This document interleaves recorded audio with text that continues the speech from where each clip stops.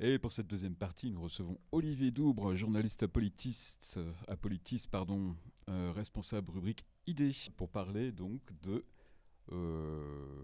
sida. Voilà, Du sida.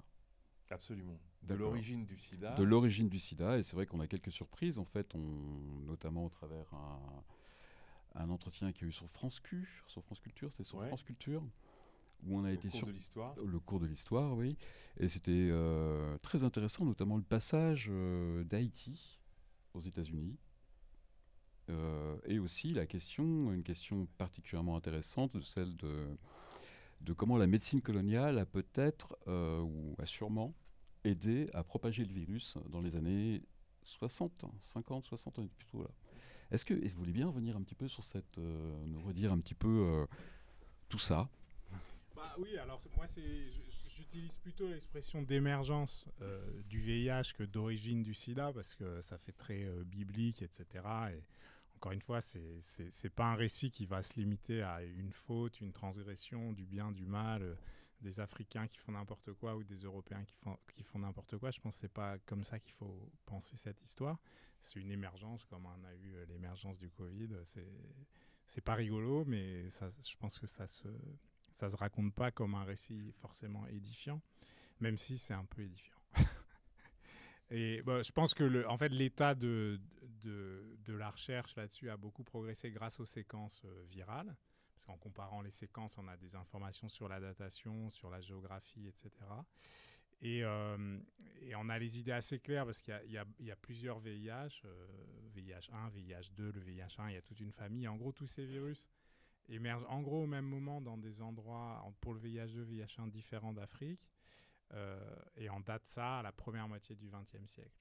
Donc ça, c'est des choses bien solides. Et puis on a des premiers cas identifiés aussi à Léopoldville, qui est devenu Kinshasa dans les années 50. Et on a leurs séquences aussi.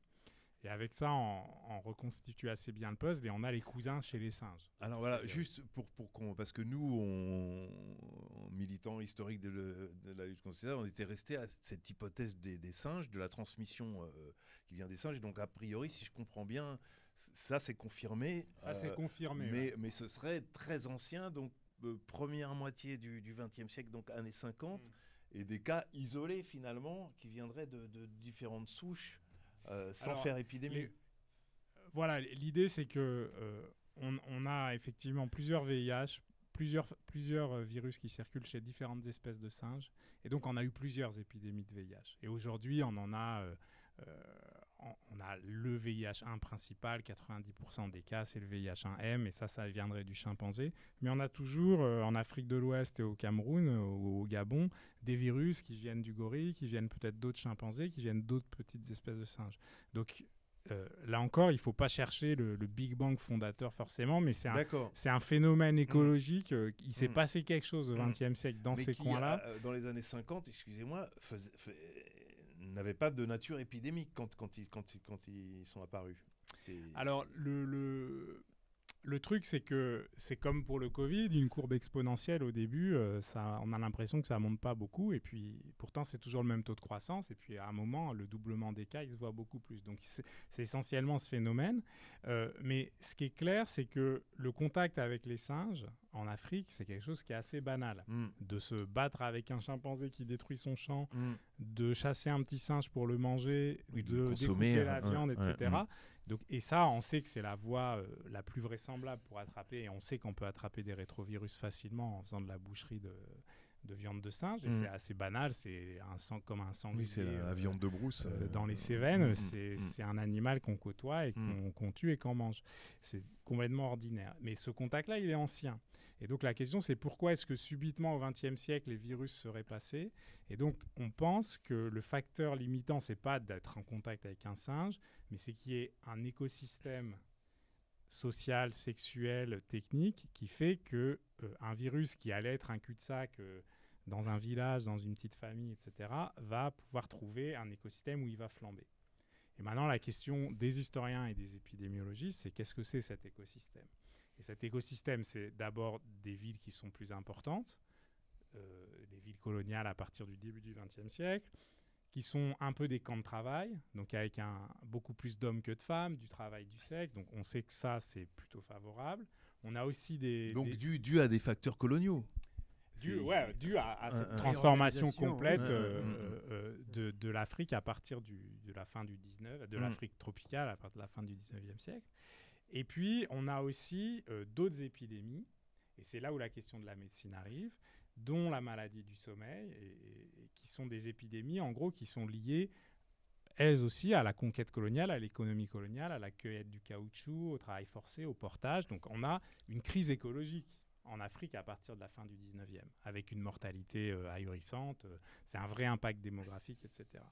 Et une des réponses coloniales à cette crise coloniale, ça va être des campagnes de santé publique massives qui vont faire des belles images de propagande où on aligne les villages et on dépiste tout le monde et on injecte tout le monde avec des traitements antiparasitaires qui marchent assez bien contre le parasite, mais qu'on va donner souvent en série par des injections, parfois des injections intraveineuses. Et ça, rétrospectivement, toute l'histoire du VIH, y compris en Europe, c'est ça. On sait que c'est très favorable à la diffusion du virus. Et donc ça, c'est des scénarios. Et un des éléments de preuve un peu solides qu'on a, c'est que dans les coins où émerge le VIH, notamment Cameroun, RDC aujourd'hui, on a beaucoup d'hépatite C chez tous les gens qui étaient vivants à l'époque coloniale. Donc les vieux, aujourd'hui, ils ont presque disparu. Mais là encore, les séquences nous montrent aussi ce signal.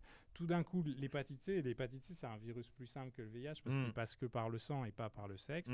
C'est un bon signal. Ouais. Et donc, on voit que entre les années 30 et les années 60, et ça s'arrête dans les années 60-70, cette transmission du VHC. Aujourd'hui, au Cameroun, le VHC, c'est une épidémie qui est en train de quitter la scène avec la mort des vieux, en fait, tout simplement. Donc, qui est clairement dû... Il s'est passé quelque chose avec le sang dans les années 30-60, et si on ouvre les archives du Cameroun, les rapports de l'administration française à l'ONU sur le Cameroun, etc., c'est évident, c'est que c'était la vitrine de la santé publique coloniale française où on a fait des millions et des dizaines de millions d'injections tous les ans avec des intentions qui étaient en fait de résoudre une crise sanitaire terrible. La maladie du sommeil, ça rigolait pas. Donc, les intentions étaient du côté des médecins étaient médicales, il n'y avait aucun doute là-dessus. Enfin, en administrant de manière autoritaire quand même un vaccin. On a fait la courte échelle au virus de l'hépatite C, c'est sûr, et vraisemblablement au VIH. Et en nettoyant les seringues avec de l'eau. C'est ce que... Alors, ils avaient des normes qui étaient celles de l'époque. Il y a eu des accidents liés à la stérilité, des accidents type gangrène, des infections. Donc ça montrait bien que tout n'était pas parfait. Et puis, c'était des campagnes où il fallait faire du chiffre, où on avait une grosse pression pour aller éradiquer la maladie. Il y avait un enjeu politique énorme. C'était vrai au Congo aussi. C'est pas que les Français, les Belges ont fait pareil, les Anglais ont fait aussi pareil dans pas mal de leurs colonies. Et puis, il y avait une compétition entre tous ces pays à qui allait faire la plus belle... voilà. C'était la course au drapeau dans le domaine médical. Et donc voilà, aujourd'hui, je pense que c'est assez consensuel. C'est pas que les injections de la médecine coloniale qui ont produit l'épidémie de sida. C'est venu faire des effets de boucle avec les transformations aussi sociales, sexuelles, urbaines, etc. à cette époque. Mais et je pense qu'il faut comprendre le sida, moi en tout cas c'est comme ça que je le comprends, comme un élément parmi d'autres d'une crise en fait qui est écologique, qui est environnementale, qui est politique et qui est liée à la colonisation en Afrique et qui est liée même plus généralement à ce qu'on appelle l'anthropocène en Afrique. C'est une transformation complète des relations avec l'environnement et sur un mode extractif, disons. Ça veut quand même dire que ce qu'on pourrait penser être un apport de la colonisation qui était donc la santé, est elle-même à mettre en doute et donc... Oui, alors après, en tant qu'historien, il ne faut pas le faire rétrospectivement. Mais par contre, ce qui est intéressant quand on étudie la médecine coloniale ou la santé publique coloniale, c'est de voir que, d'abord, que c'est des interventions qui peuvent être contestées, qu'il y a une histoire de résistance ou d'hésitation entre l'adhésion et la fuite par rapport à ces campagnes. Et c'est une histoire qui est complexe et qui est une histoire... aussi qui est très largement africaine. C'est pas juste le face-à-face des Européens avec les Africains, mais c'est les sociétés africaines qui discutent en leur sein et qui sont en conflit interne aussi autour de ces questions, parce que la médecine coloniale, c'est des équipes avec des dizaines et des centaines d'infirmiers locaux. Et voilà, il se joue plein de choses aussi en termes de classe sociale, etc., dans ces campagnes de santé publique des années 40-50. Et c'est comme ça. Voilà. Et puis l'autre chose sur ce côté aspect positif de la colonisation, comme on le disait à un moment, c'est que effectivement, il y a toute une histoire de l'instrumentalisation de la médecine et des médecins pour produire un bilan à la colonisation. Mais c'est pas aujourd'hui qu'on dit ça, c'est à l'époque. Les États coloniaux avaient conscience d'être critiqués à l'échelle internationale, à partir même de l'entre-deux-guerres. On a la Société des Nations qui commence à dire qu'est-ce que c'est que cette histoire de colonialisme, les Nations Unies des 45. Et donc, le colonialisme va être sans cesse à se justifier. Et il va beaucoup se justifier à travers la question de la santé, en disant on améliore la santé, on améliore aussi l'environnement parce que les indigènes font n'importe quoi de leur forêt. Et puis, on va permettre le développement. Mais la santé est un pivot important là-dedans. Est-ce que ça reste un pivot important, la santé, là, dans les politiques internationales par rapport à l'Afrique? Est-ce qu'on peut penser à la santé publique, et notamment l'histoire de la méthadone, comme étant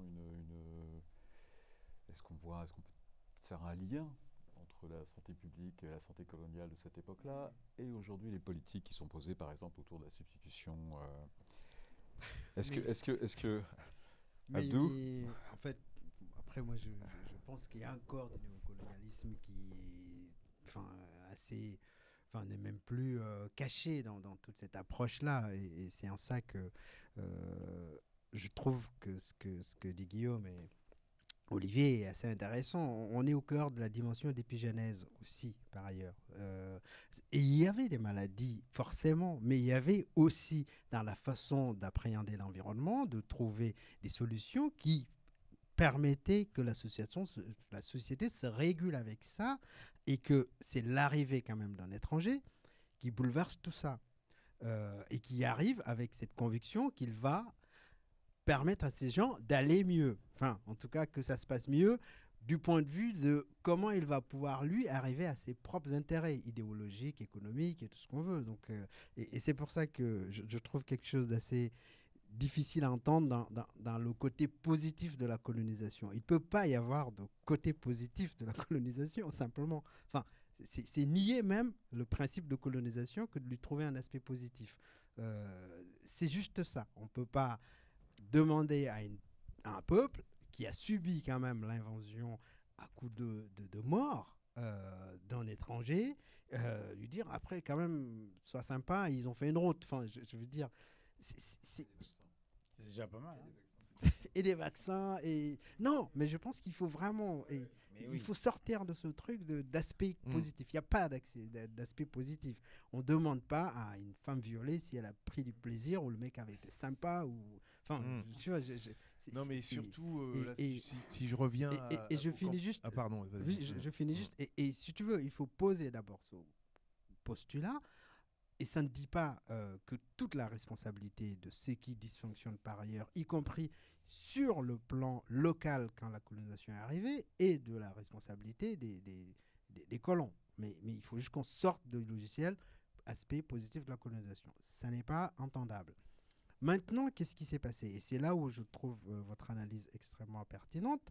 C'est de dire l'Occident, avec son schéma, en tout cas de conduite dans le projet de santé publique, l'a imposé à une population sans tenir compte de l'ensemble des dimensions locales. Donc avec forcément des limites qui du coup se révèlent être porteuses d'autres risques. Et ces risques-là, je pense que l'expansion du VIH en est un des risques. C'est des sociétés qui étaient dans une organisation assez bien régulée en termes d'ethnie, en termes d'interaction, en termes de gestion de l'ensemble de leurs activités, y compris dans les zones d'échange qui étaient assez ciblées. Donc, il y avait une forme d'autoprotection qui pouvait par moments être xénophobe, si on veut, et tout ça existait par ailleurs, mais qui permettait de réguler aussi la circulation des virus et la circulation des maladies.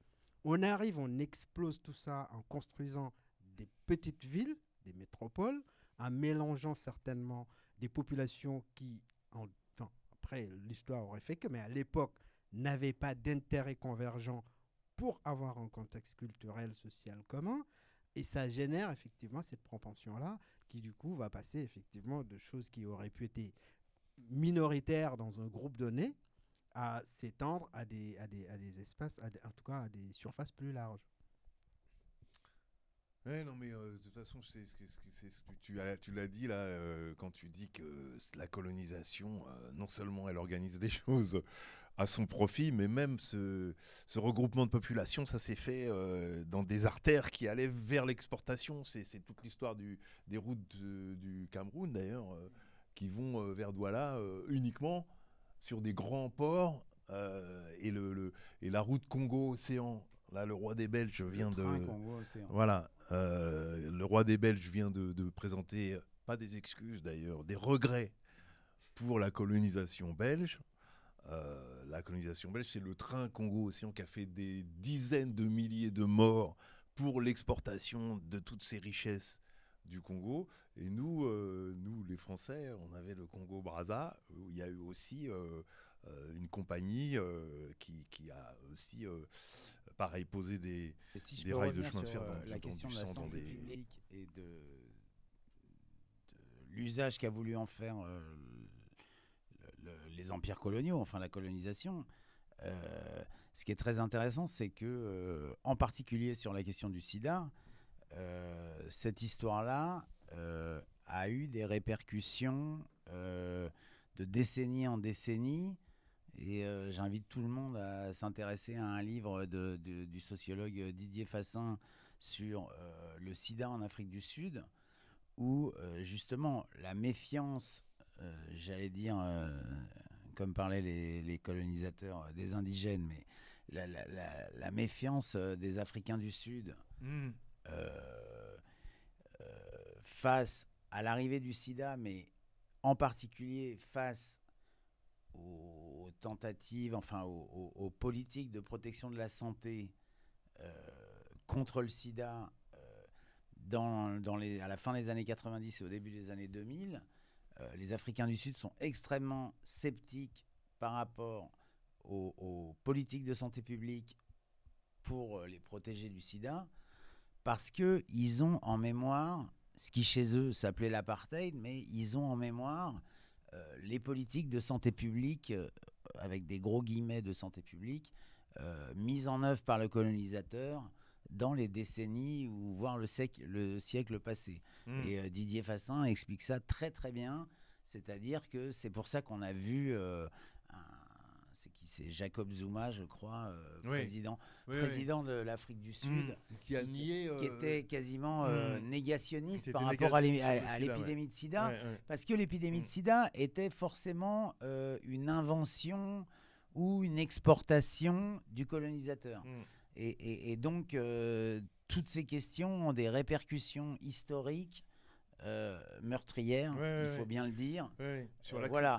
Et ce qui vous est arrivé sur la réduction des risques, à mon avis, en Afrique, quand on va en Afrique, nous, occidentaux, blancs ou noirs, mais occidentaux, pour essayer de développer une politique de santé publique, en tout cas de réduction des risques liés à l'usage de drogue, sur le continent africain, on est forcément, blanc ou noir, appréhendé comme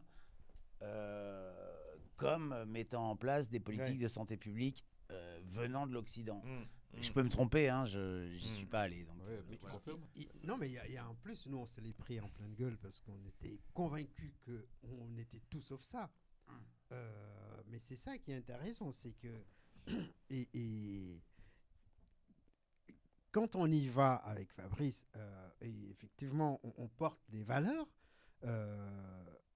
dont on fait la critique régulière, hein, les valeurs universelles, mais nous on y est allé au titre d'une valeur qui s'appelle la liberté. Mais sauf que cette liberté était vraiment teintée de notre conception de français, parce que c'est quand même ça qu'on amenait aussi. Enfin, on était dans la critique de ce qu'on faisait, et c'est ça qui est intéressant a posteriori à voir. C'est qu'on était en train de leur dire, mais les gens ont la liberté de se droguer, c'est comme ça, et c'est pas pour cette raison qu'ils devraient être traités comme ci, traités comme ça, mais on le disait du haut de notre conception, de notre liberté. Et effectivement, c'est très violent de se reprendre le retour de oui, non, mais en fait, chez vous, tu vois, enfin, chez vous et pas chez nous. Et effectivement, parce qu'on parle de la colonisation, je pense que sans parler d'aspect positif, il y a des traits d'union qu'a créé la colonisation et c'est ce trait d'union-là sur lequel on se situe avec Fabrice. C'est qu'on a cette double appartenance qui peut-être pour nous pouvait nous faire penser qu'on avait cette légitimité de venir dire aux gens finalement, c'est ça qu'il faut faire, quoi. Il faut soutenir la liberté des gens, mettre en place la réduction des risques, parce que c'est comme ça, parce que voilà. Et se reprendre ça, justement, te remet à ta place. Et la seule différence, c'est qu'on n'avait pas de moins de contraintes autres, à l'opposé de la colonisation, que de discuter et d'entendre des choses. Et je pense que c'est ça qui change tout, en fait. Et on a essayé de tordre aussi des choses qui effectivement paraissent anodines, mais on a trouvé une organisation qui était que les gens étaient payés pour s'occuper de leurs problèmes, de leurs difficultés, sous forme de per diem. Quand elle est... C'est-à-dire remboursement de ton trajet. Ouais, quand tu vas à un colloque pour parler de la situation des usagers de drogue, en tant qu'usager de drogue, en partant, on te file 10 000 francs CFA et ça devait servir à motiver les gens à venir. Machin. Qu'on a dit, mais non. En fait, si la question vous intéresse, vous venez. On ne va pas vous donner de l'argent pour chercher des solutions à vos problèmes. Voilà, Là, ça a été un moment de tension, mais extrêmement violent, parce que du coup, on était même encore vu pire que des Occidentaux. Tu vois, oui, parce que en plus, vous nous refusez le per diem. Vous étiez des traîtres. Non, mais... Si vous m'aviez demandé conseil... Oui. Je crois que c'est vrai que Mais du coup... toute l'économie, même du monde associatif Oui. en Afrique, fonctionne comme ça. Mais justement... Et après, il y a aussi, là c'est l'anthropologue qui parle, mais il y a aussi un rapport différent en fait au transfert monétaire. On a un rapport assez puritain en fait, nous, à l'argent, l'argent va venir contre en fait le bénévolat ou la motivation authentique. Et ça, c'est quelque chose qui n'est pas forcément exprimable en tant que tel dans plein de cultures, notamment africaines, où en fait l'argent va renforcer la motivation. L'argent, c'est la preuve d'amour. Alors que nous, au contraire, ça va être la... Voilà, mais là, il y a un jeu de miroir. Mais je pense que c'est biaisé par la pauvreté. Ça, c'est ce que je pense. Je pense qu'il y a un vrai biais qui est autour de la pauvreté, autour de ça, et qui, effectivement, parce que la pauvreté rentre en ligne de compte, pour nous, le per diem devient un instrument aussi de manipulation, de domination et tout ce qui va avec. Je crois qu'on a réagi violemment aussi par rapport à ce que tu disais, c'est sur notre illusion.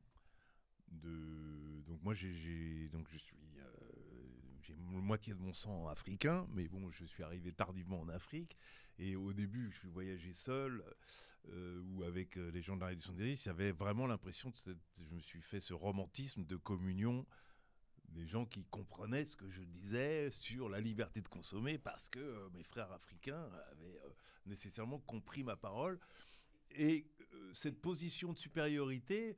On l'a refusé, enfin moi en tout cas je parle pour moi, je la refusais d'autant plus avec l'histoire du per diem en disant que les blancs filent des per diem, c'est normal, ils sont là pour ça, mais nous on va invalider ce truc.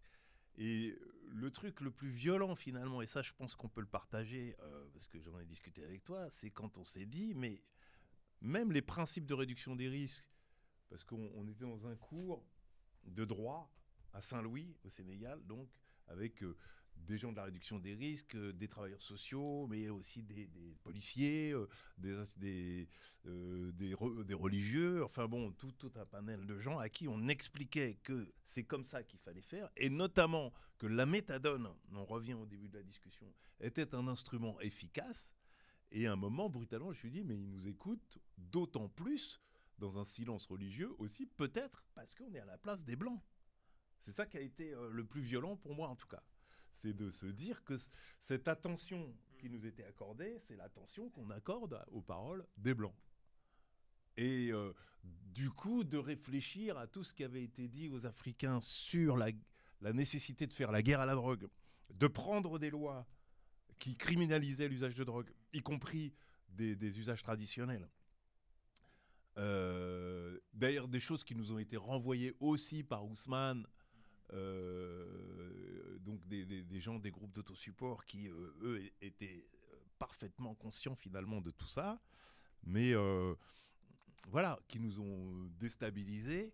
Et puis il y avait aussi la question de l'argent, du fait qu'on était financé par une association américaine, en l'occurrence Open Society, donc le groupe Soros, qui faisait transiter l'argent par la France. C'est-à-dire qu'ils ne finançaient pas directement des associations d'autosupport en Afrique, qui finançaient ASUD pour que ensuite nous répartissions finalement, toujours dans ce processus vertical et postcolonial, une partie de la richesse. Et c'est peut-être pour ça que j'interrogerais bien Guillaume Lachenal sur j'allais dire l'actuelle pandémie qui est peut-être en train de diminuer, mais du Covid, sur la question des vaccins, puisque je me rappelle très bien qu'au bout de 6 mois de pandémie, on devait sortir du premier confinement où on y était encore. Le directeur général de l'OMS avait parlé d'apartheid vaccinal sur les vaccins contre le Covid, vaccins qui sont, comme on sait, produits et commercialisés par des grands groupes pharmaceutiques occidentaux grâce aux subsides de la recherche publique des pays occidentaux, etc. etc. Et donc, est-ce que vous diriez qu'il y a une sorte de continuité dans une approche néocoloniale encore aujourd'hui dans l'actuelle pandémie, ou dans la pandémie du Covid-19 en tout cas? Pour répondre de manière très générale, c'est là où on voit que les choses se compliquent. C'est que il y a ce récit de la santé publique coloniale imposée, punitive, coercitive, qui ignore les usages locaux, etc. Et avec un héritage de la défiance. Et puis en même temps, il y a un héritage et qu'on n'a pas le droit d'ignorer pour le coup, qui est un héritage du désir de médecine, de santé publique. La médecine, biomédecine, elle est africaine depuis le début du XXe siècle. C'est-à-dire qu'on a des infirmiers, des infirmières africains, des gens qui pensent leur santé à travers un mélange de modèles biomédicaux et d'autres choses, comme nous tous, en fait. Et ce désir d'universel-là, qui est en fait aussi une revendication, c'est qu'on veut avoir accès à une médecine qui fonctionne et qu'on a connue fonctionnant dans les années 60-70, les années d'indépendance, quand ça tournait pas trop mal jusqu'aux années 80, où là, on a des États qui vont s'effondrer sous le coup des politiques d'austérité, etc. Et où on voit les hôpitaux, les universités rouillés, prendre la pluie avec des infirmiers dont on coupe les salaires par 10, etc. Et donc, on arrive à notre présent, des années du néolibéralisme, 90, 2000, 2010. C'est un mélange des deux. C'est qu'on a à la fois la défiance et à la fois, on a une médecine qui est largement inaccessible. Donc, c'est pas juste qu'on nous force à nous vacciner, c'est qu'on nous force à nous vacciner, mais il n'y a pas de vaccin en plus. Et voilà, avec la communication, avec l'information. Le vaccin du Covid vient rejouer un peu ce chassé-croisé, parce que les vaccins sont inaccessibles, ont été inaccessibles. Les vagues d'Omicron, etc., ont changé un peu la donne épidémiologique, parce qu'en fait, il y a eu des vagues d'infections naturelles en Afrique massives, plus une démographie, etc., qui fait que je ne suis pas sûr qu'aujourd'hui, l'attention sur le fait qu'il faille donner des vaccins aux États africains soit aussi importante qu'elle était il y a 18 mois. J'ai l'impression, et voilà, parce qu'en fait, l'épidémie a changé. Mais en plus, je ne suis pas sûr que si les vaccins étaient massivement disponibles, je ne suis pas sûr que ça serait évident pour les États africains de vacciner. Dans un pays comme le Cameroun, je suspecte que ça allait vite coincer. Les peu de vaccins qu'ils ont eu, ils l'ont donné aux enfants, ce qui n'a aucun sens épidémiologiquement, mais parce que c'était la seule population où ils avaient les instituteurs, les trucs, ils avaient à peu près l'autorité politique pour le faire, mais ils n'ont pas essayé différemment. parce que c'est pas certain que la population soit très demandeuse. Et pourquoi ils n'ont pas voulu... Enfin, ils ne seraient pas forcément demandeurs de vaccination à cause du passé colonial ou... Alors, au Cameroun, récemment, on a eu une énorme affaire autour du vaccin papillomavirus, avec des rumeurs montées en épingle par les évêques, l'Église catholique, etc., sur le côté stérilisation des jeunes femmes. Des trucs très classiques, hein, ça revient tous les 10 ans en Afrique, ces grandes vagues de rumeurs sur les vaccins stérilisants et tout ça, qui sont peut-être des échos d'histoires plus profondes. On entend, aussi, parce quand on entend la plupart des dirigeants africains remettre en cause la démographie africaine, mais la présenter vraiment comme un problème pour les années à venir, c'est quand même légitime par moment que les gens se disent qu'est-ce qu'ils seraient en train de fabriquer pour freiner cette démographie, parce que, et pas plus tard, Macron l'a dit au Burkina Faso, que on devait réguler la démographie africaine. Enfin, c'est quand même... C'est fou qu'un président vienne dire ça, et je ne lui prête pas d'intention, mais je pense que le dire suscite quelque chose chez ces populations qui est de l'ordre de la méfiance. Moi, j'ai souvenir de polémiques au Sénégal où le président avait ramené les vaccins et disait si les Sénégalais n'en veulent pas, je vais aller les donner aux Guinéens. Parce que les gens ne voulaient pas aller se faire vacciner. Ils ne faisaient pas confiance. Mais tout ça, je pense, est aussi des rudiments de ces traumatismes successifs qu'on a vécu par la colonisation, essentiellement par la colonisation, je pense d'ailleurs, et qui se rejouent à chaque fois que ces enjeux se présentent, y compris sur la déclaration de l'OMS en disant on s'inquiète pour l'Afrique parce que ça va être la catastrophe. Tout au début. Et donc ça...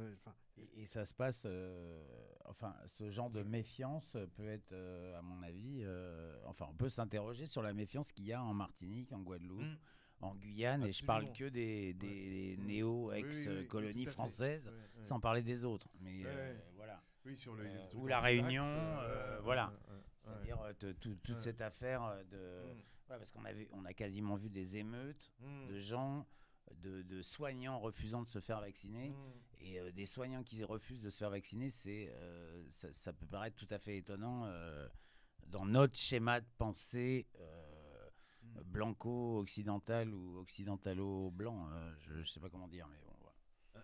Un truc qui me revient maintenant, c'est qu'on avait fait flamber une polémique au CEPIAD, donc quand on a commencé à parler de sortie de méthadone, qui était pour nous un élément classique, qui d'ailleurs est ici un peu maltraité, mais enfin... Qui est toujours un non-dit. Qui est toujours un non-dit, mais qui pour nous donc faisait partie du discours normal quand on parle de substitution.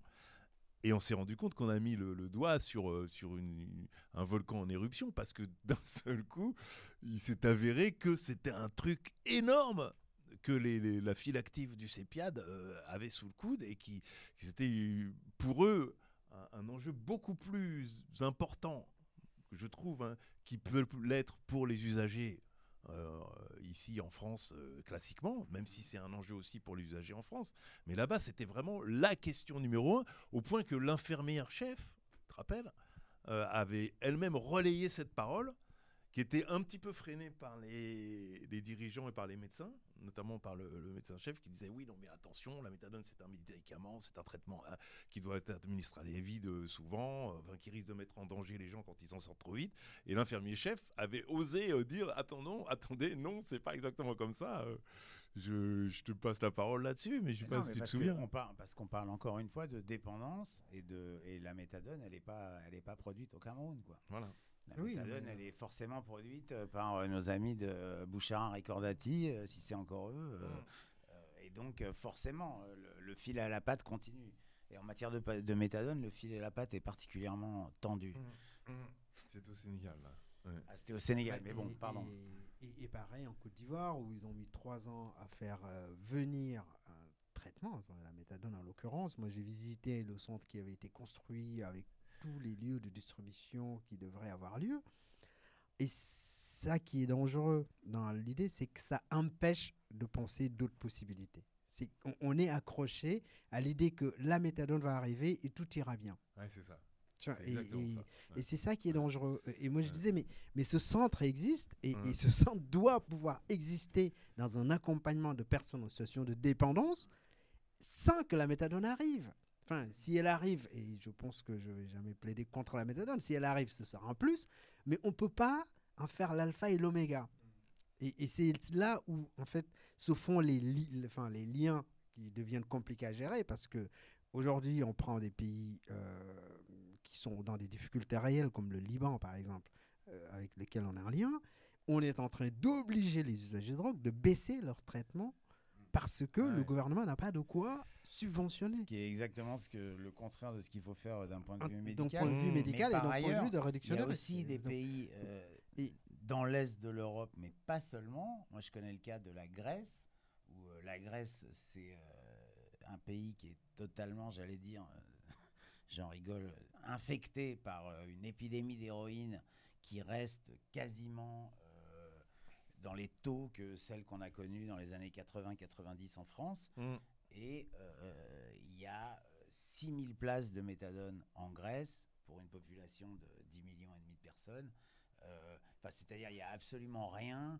Il faut 3, 4, 5 ans d'attente avant de pouvoir rentrer dans un programme méthadone. Donc il n'y a pas seulement le cas, j'allais dire, des pauvres Africains qui attendent la méthadone et tout. Il y a tout un tas de critères et de caractères politiques, de politiques publiques idéologiques, parce que c'est la droite grecque, nostalgique de la dictature des colonels qui est aujourd'hui au pouvoir, etc., qui font que le développement des politiques publiques dans tout un tas de pays, et là on sort de la seule approche néocoloniale, quoi, mais qui font qu'il y a encore beaucoup de retard, retard à faire. Mais je pense que là où à combler. Là où il y a pour moi un vrai manque, c'est que rien ne soit initié. Ah ben voilà. Tu vois, c'est qu'on soit en l'attente de ce médicament miracle qui va venir régler le problème. En attendant la méthadone. Bah oui. Et ça a duré 3 ans. 4 ans. C'est Godot. 4 ans. Ouais, c'est ça, c'est exactement ça. Et au bout de la 4e année, on dit on va pouvoir intégrer que 30 patients. Sur un pays. C'est juste. Et l'autre paramètre, c'était que là, pour le coup, c'est en Côte d'Ivoire, les fumoirs, c'était en plein ghetto, donc dans des endroits extrêmement pauvres, où tout autour, on a des mères de famille qui n'arrivent pas à nourrir leurs enfants, et qui disent mais je comprends pas, vous arrivez avec Médecins du Monde, avec de la nourriture, des seringues, voire des soutiens de per diem, là, pour les droguer. Et nous, les honnêtes gens, on a droit à quoi donc c'est vraiment... ça avait l'air très formateur, là, vos séjours. Ah bah... oui, on peut le dire. Ça a rendu un peu plus modeste, on va dire. Et je pense que pour des gens qui passaient leur temps à décrier le néocolonialisme, quand tu te le prends comme ça, c'est un peu violent. Mais ce que je trouve intéressant dans cette approche, et je continue de défendre, moi je crois que, et ça on l'a réussi, on a réussi à dire aujourd'hui au moins ce qu'ont pu être les échecs de la mise en place des traitements de substitution et d'une bonne partie de la réduction des risques en France. En disant ça, c'est des erreurs qu'on a pu constater, faites les vôtres, mais évitez au moins cela, parce que cela, on en est témoin, on les a connus. Je pense que ça, c'est un des bénéfices qu'on peut dire en avoir tiré. En revanche, sur la dimension néocoloniale, c'est très discutable. C'est vraiment très discutable. La place qu'on avait et qu'on nous a aussi attribuée, mais c'est aussi là où c'est vraiment... il y a des gens qui souhaitent qu'on prenne cette place, qu'on porte cette parole. C'est là où c'est délicat. Oui. Tu vois, parce que c'est un jeu de rôle... mais c'est ça, tu as dû le connaître aussi, peut-être, qu'on t'attribue d'emblée aussi. Comme anthropologue, j'imagine que ce sont des questions qui vous intéressent. Absolument. De toute façon, il n'y a rien d'autre à faire que jouer ces rôles. Et puis, je pense que, en fait, d'y réfléchir et d'y réfléchir collectivement, c'est la bonne chose à faire. Parce que résoudre, effectivement, ce jeu de place où, en fait, on a des gens en face qui jouent aussi une partition, qui expérimentent aussi la relation. Et il n'y a pas de solution toute faite. La guerre en Ukraine a quand même aussi révélé une colère de l'Afrique par rapport à l'Occident. Oui, juste pour revenir sur la façon dont sont aujourd'hui accueillis les migrants ukrainiens, les migrantes d'ailleurs essentiellement, a fait rejaillir ce rapport de gens issus d'anciennes colonies avec la France et qui aujourd'hui sont plusieurs centaines de milliers de personnes et une grande partie qu'on trouve sur la scène du crack et qui sont en situation régulière, n'ont pas de domicile, n'ont aucun moyen de travailler et sont quand même baignés de l'histoire française parce qu'ils sont francophiles et ils sont francophones. Et ces gens se sont retrouvés à se dire, mais en fait, ce lien qu'on aurait pu penser se poursuivre du fait de la colonisation, nous donnant une forme d'appartenance à cette grande famille de la communauté française, francophone autant pour moi, n'existe pas en réalité. Parce que quand on voit comment sont traités d'autres migrants, qui pour eux d'ailleurs n'ont pas beaucoup de choses en commun que les Français, parce qu'ils ne parlent pas français, ils n'ont pas le même logiciel culturel.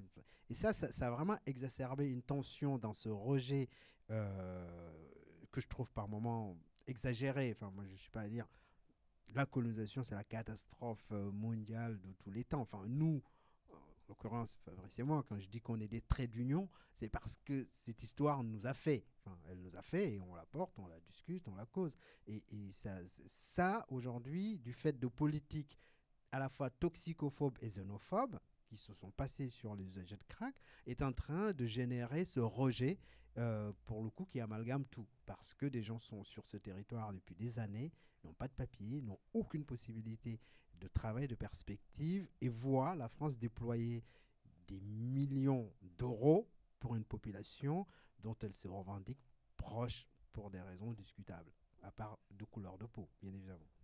Discutable aussi, oui. Fabrice, toi, tu voulais plutôt revenir sur la question d'Haïti et du passage. Oui, parce que ça revient au début de notre conversation sur l'idée que les épidémies sont plus liées à des facteurs sociologiques et des rapports de force entre sociétés qu'à des histoires purement biologiques. Et c'est vrai que j'ai été un peu scotché par la transmission donc du sida, mais je parle sous ton contrôle, via Haïti, via l'indépendance du Congo belge, qui a chassé les encadrants donc belges, qui ont été remplacés par des techniciens originaires d'Haïti parce que francophones, qui ont à leur tour été contaminés par le sida, pour partie d'entre eux, qui ont rapporté le sida en Haïti, et qui ensuite, la grande épidémie dans la communauté gay de New York ou de Los Angeles viendrait d'un tourisme sexuel qui s'est opéré de New York et Los Angeles vers Haïti. Et ça, il n'y a pas plus démonstration accablante des rapports de force qu'on entretient entre sociétés, et quelquefois de manière paradoxale, puisque bon, les homosexuels, c'est aussi une population discriminée, et qui vient ouvrir la porte à effectivement une épidémie qui devient du coup une épidémie mondiale. Mais je parle sous ton contrôle. Avec le paradoxe de la grande libéralisation, la grande liberté sexuelle des années 70. Exactement, qui était aussi sous l'angle du bien, du mieux. Guillaume Lachenal voilà. l'expliquera mieux que moi.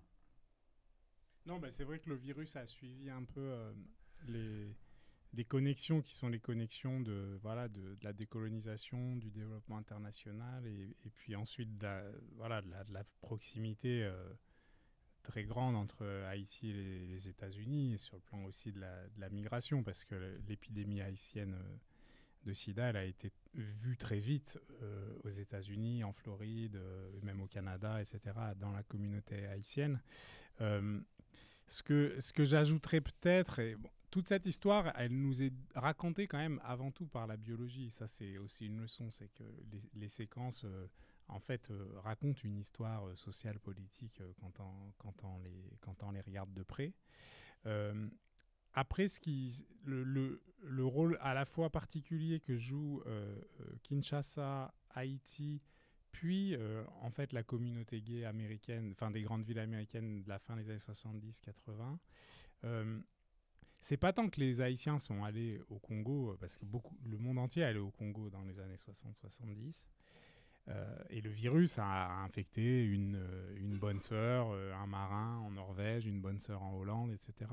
Mais il n'y a pas eu d'épidémie là-bas. Et encore une fois, ce qui est important dans la dynamique des épidémies, c'est encore une fois ces facteurs écologiques. C'est qu'en fait, Haïti a été aussi en quelque sorte en train d'attendre ce virus. Parce qu'il y avait des connexions sociales, il y avait vraisemblablement aussi des facteurs iatrogènes, il y avait une commercialisation du plasma aussi. On pense que ça a été possible, une industrie du sang en Haïti qui exportait. Donc on pense qu'il y a peut-être des choses qu'on jouait là, on ne le saura sûrement jamais, mais en tout cas, et une pauvreté qui est le grand facteur de l'épidémie de sida quand même en Haïti, c'est le modèle de l'épidémie de la pauvreté. Et puis ensuite, on a l'écosystème plutôt sexuel, cette fois, de la communauté gay. Mais en gros, le virus va sauter comme ça d'environnements qui vont être très propices à sa diffusion. Mais c'est pas tant... parce que moi, j'aime bien philosophiquement ne pas incriminer quand même le contact entre les gens et en faire un truc un peu pathologique. Ouh là là, les gens voyagent et couchent ensemble. Cette épidémie de sida, c'est un virus qui est sans queue ni tête, qui allait là où il pouvait se transmettre. Sans tête. Mais ce que je veux dire, c'est que, en tout cas, il a ni intention, ni valeur morale, ni rien. Ouais. Il cherche pas à condamner ni la migration, ni la colonisation, ni les gays, ni les toxicomanes. Il est allé là où la gravité évolutive l'emmenait, quoi. Et voilà. Vous disiez qu'on lui avait fait j'ai entendu. Et c'est pour ça, c'est une métaphore d'un virologue qui dit que parce que ça, on le voit avec les séquences, c'est que l'épidémie des années 70-80, c'est Haïti, États-Unis, Europe, en gros. Ça, il fait ce croissant. Et ça, c'est le sous-type B du VIH1, c'est-à-dire que c'est des virus qui sont très proches et qui vraisemblablement sont liés à un seul export d'Haïti, du Congo vers Haïti. Et de ce seul export, ça va flamber. Une seule personne. Oui, parce que c'est ce qu'on appelle un effet fondateur. C'est pas deux virus, on retrouverait les traces dans les séquences. C'est des séquences qui sont très homogènes. Et c'est le VIH1B. Et après, voilà, on a eu le C en Afrique du Sud, le D. Ça, c'est différentes épidémies qui se sont déroulées à peu près en même temps, un peu plus tard peut-être pour Afrique de l'Est, etc. Et aujourd'hui, tout ça se recombine, etc. Mais la première grosse flambée, c'est vraiment une traînée de poudre d'un seul virus. Et ça, c'est pas parce que tout d'un coup, on a pris l'avion. C'est que tout d'un coup, il y a eu des conditions très favorables à la transmission. Pour toutes sortes de raisons. Bon, mais le sida, c'est vrai que... Non, moi, c'est évidemment que je ne vais pas incriminer les contacts entre les sociétés, mais c'est quand même une maladie de la discrimination par essence, qui nous a vraiment fait la démonstration que c'était ça le problème. Bon, nous, on a eu notre problème de seringue de décret de 72, que d'ailleurs les gens ne connaissent pas en France. Et puis après, l'écho dans l'épidémie en banlieue, l'épidémie d'héroïne en banlieue, qui est aussi un non-dit de la société française, aussi une affaire de discrimination. Et c'est vrai que l'histoire de la communauté gay, c'est plus souvent du paradoxe que je voyais. Ouais. C'est-à-dire quelque chose qui est vu plutôt comme effectivement un mouvement libératoire et qui se mue parce que, malgré tout, le tourisme sexuel, oui, ça existe aussi, et que ça s'exerce sur des sociétés qui sont infériorisées. Mais parce que c'est une communauté tout à fait... là, c'est même plus la question de la discrimination, c'est que c'est une communauté en nombre de personnes réduite aux interactions sexuelles ou sociales, tout à fait réduite en nombre de population, mais... dans un périmètre tout à fait circonscrit. Oui, c'est ça, très réduit aussi. Ça, voilà. J'ai souvenir d'une médecin que j'avais interviewée dans les années 90 qui avait travaillé sur l'évolution du système immunitaire à la Salpêtrière et qui disait quelque part, nous les médecins, elle le disait à demi-mot avec un sourire, hein, quelque part, on n'a pas eu de chance. Elle parlait du pouvoir médical et de comment tenir le pouvoir médical. On n'a pas eu de chance parce qu'on est tombé sur une communauté tout à fait circonscrite, mais de gens éduqués à fort capital culturel, sinon financier, etc. Mm. Et donc, du coup, ils s'étaient organisés, enfin bon. Et pourquoi elle trouvait qu'elle n'avait pas eu de chance? C'est que du coup, ils se sont défendus. Non, elle disait, elle le disait en plus en toute bonne foi, mais dans le sens où parce que le pouvoir médical avait été remis en cause. Oui. Parce bah que oui. le pouvoir médical devant une inconnue, au départ on savait même pas que c'était un virus, on savait même pas ce que c'était que ce truc. Oui, il On avait appelait plus ça le rien à dire, cancer il a gay. été silencieux. Et donc tout d'un coup, les malades se sont Oui, organisés et du coup, il y a eu eux-mêmes. une et parole, bon, ça voilà, c'est ce qu'on disait avec Didier Lestrade l'autre jour. Voilà, Ouais, c'est ouais. toute l'histoire d'Act Up. Tout à fait. Et voilà. Et au contraire des toxicos qui, eux, s'il n'y avait pas eu les gays, S'il y avait eu que les seraient toujours toxicos, en train de s'il y avait mourir, eu que les toxicos, le pouvoir médical aurait pas du Voilà. tout été remis en cause. Exactement. Malgré Ouais. toute l'admiration, camarade, que j'ai pour Assu. Ouais, Mais je suis pas sûr qu'on y serait arrivé. Tout à fait d'accord. Eh ben, sur ce constat, on peut arrêter peut-être. C'est pas un constat très joyeux, mais voilà. Bien.